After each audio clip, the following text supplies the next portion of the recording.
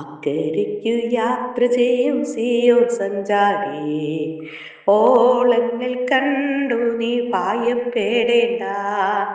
കാറ്റിനെയും കാടലിനെയും നിയന്ത്രിപ്പാൻ കഴിവുള്ളോൻ പാടകയിലുണ്ട്.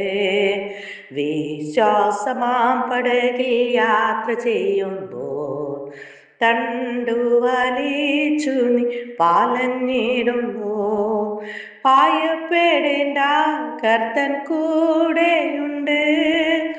അടുപ്പിക്കും സ്വർഗീയ തുറമുഖത്ത്.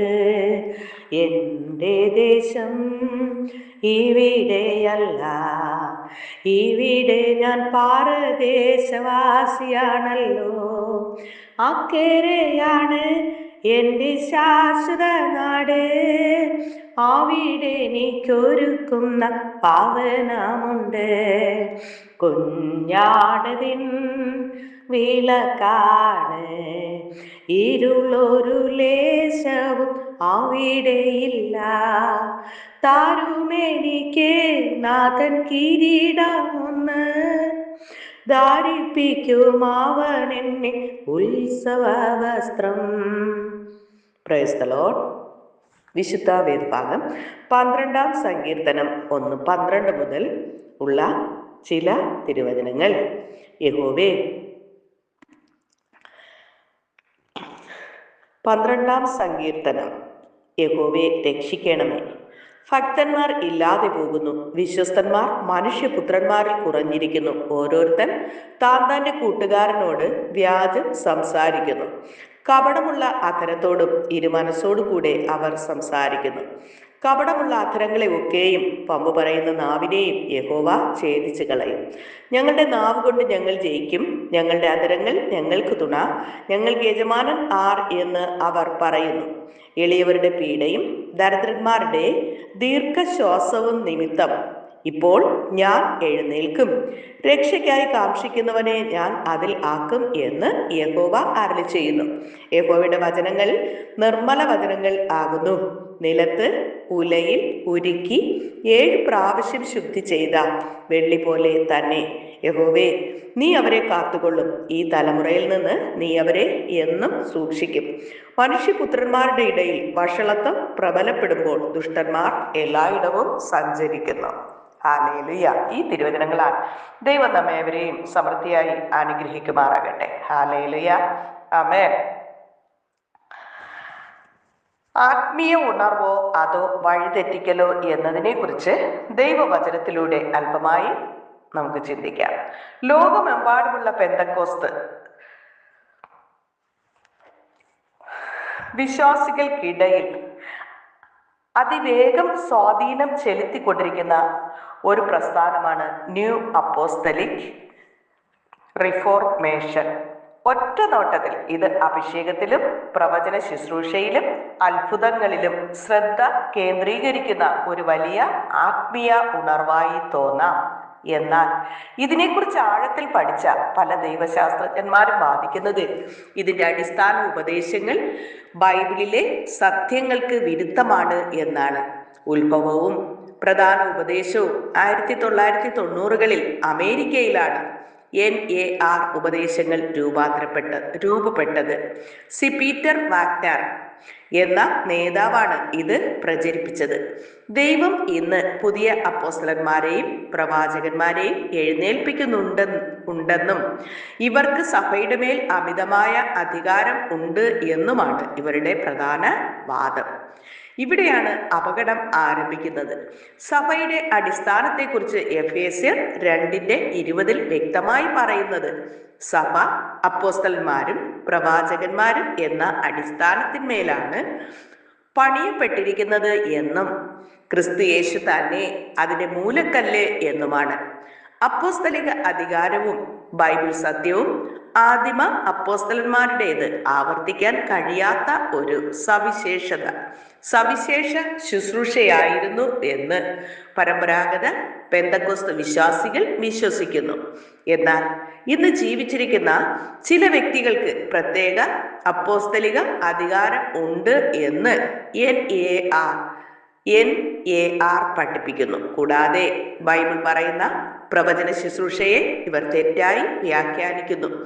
പുതിയ നിയമത്തിൽ പ്രവചനം എന്നത് സഭയെ ആത്മീയമായി കെട്ടുപണി ചെയ്യുവാനും പാപത്തെക്കുറിച്ച് ബോധ്യപ്പെടുത്താനും മാനസാന്തരത്തിലേക്ക് നയിക്കാനും ദൈവഹിതം വെളിപ്പെടുത്താനും സഭയെ ആശ്വസിപ്പിക്കാനും തിരുത്താനും ഉള്ളതാണ് എന്ന് 1 കൊരിന്ത്യർ 14:3 പറയുന്നത് പോലെ പ്രവചിക്കുന്നവനോ മനുഷ്യരോട് ആത്മീയ വർധനവിനും പ്രബോധനത്തിനും ആശ്വാസത്തിനുമായി സംസാരിക്കുന്നു.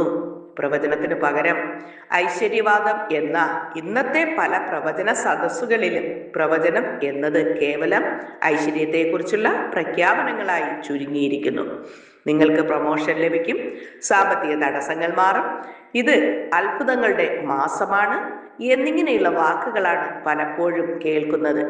ഇതിലൂടെ ചില നേതാക്കൾ ചോദ്യം ചെയ്യപ്പെടാത്ത അധികാരവും സെലിബ്രിറ്റി പദവിയും നേടിയെടുക്കുന്നു.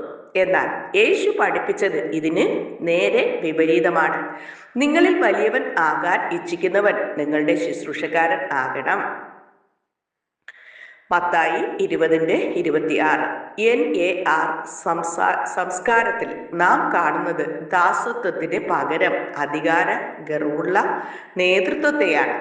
പുതിയ വെളിപ്പാടുകളുടെ അപകടം ബൈബിളിന് പുറത്തുള്ള പുതിയ വെളിപ്പാടുകൾക്ക് ഇവർ നൽകുന്ന പ്രാധാന്യം വലിയൊരു അപകടമാണ്. ദൈവം എന്നോട് സംസാരിച്ചു, ഇല്ലെങ്കിൽ എനിക്ക് പുതിയൊരു സന്ദേശം ലഭിച്ചു എന്ന് പറയുന്ന നേതാക്കളെ ഇന്ന് ധാരാളമായി കാണാം.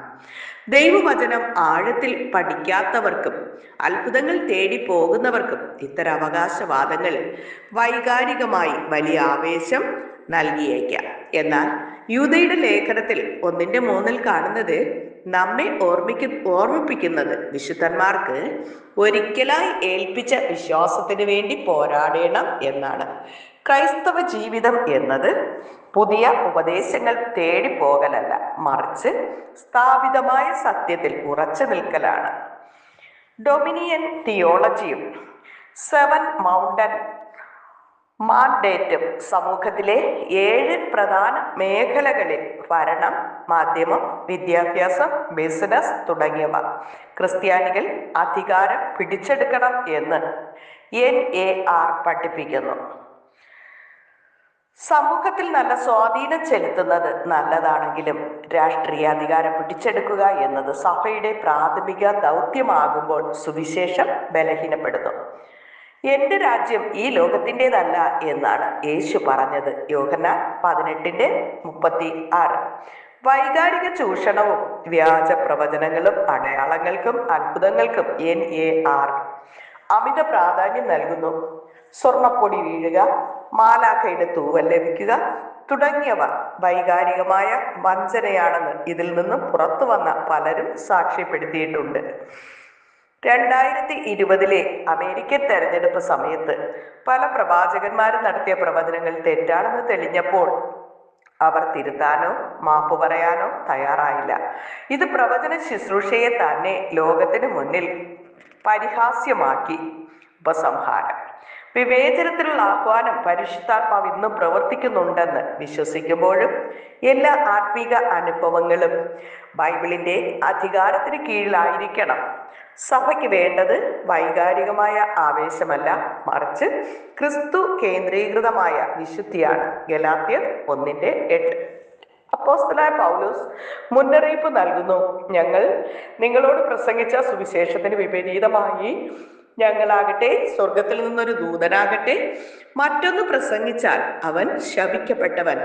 ഈ പഠിപ്പിക്കലുകൾ ദൈവത്തെയാണോ അതോ മനുഷ്യരെയാണോ മഹത്വപ്പെടുത്തുന്നത് എന്ന് നാം വിവേചിച്ച് അറിയണം. വഞ്ചകർ സഭയ്ക്കുള്ളിൽ വരുമെന്ന യേശുവിൻ്റെ മുന്നറിയിപ്പ് നാം ഗൗരവമായി കാണണം. എല്ലാ ഉണർവും പഠിപ്പിക്കലുകളെയും അന്ധമായി വിശ്വസിക്കാതെ വചനത്തിൻ്റെ വെളിച്ചത്തിൽ പരിശോധിക്കാൻ നാം തയ്യാറാകണം.